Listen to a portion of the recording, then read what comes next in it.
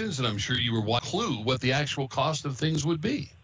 We don't. And so when I got first involved in this bill, I said, we need to just know the cost. And then my first thought was individuals, like you were talking about, could call around and say, how much is a knee replacement? Right. And then kind of shop around.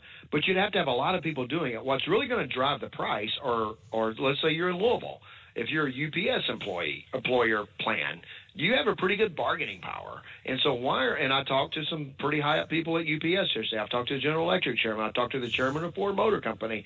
And what their businesses are paying for health care is just astronomical. And we want to give the information to people, and it's going to be really driven by employer plans. So they're saying, I'm not going to pay a premium for this surgery when I can get it cheaper somewhere else.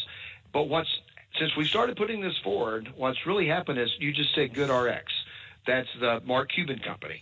Is that what I think will happen is disruptors will come into the marketplace and say, if health insurance company X is going to say you're going to pay $500 for a $30 vial of insulin, then somebody's going to come in and say, I'll charge you $30 for it plus an administration fee, and make their money on the administration fee and get it for hundreds of dollars. Right now, insulin's about $300 a month when it should be about $35 to $50.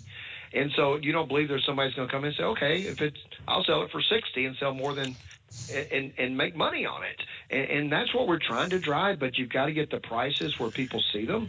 And I will tell you, I know people see a lot of news and moving forward and say, what's really happening in Washington, D.C.? And we are struggling with our spending bills, appropriation bills. I'm not going to dismiss that. But I will tell you, there are serious people on both sides of the aisle, and I'm now in a position that I'm chairman of the Healthcare Committee to really focus on this so we can get what is the fear of people. Most of bankruptcies come from healthcare. Right. And our budget deficits are coming from healthcare.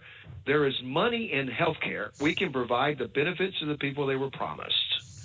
And we want and the benefits that their grandchildren can pay for.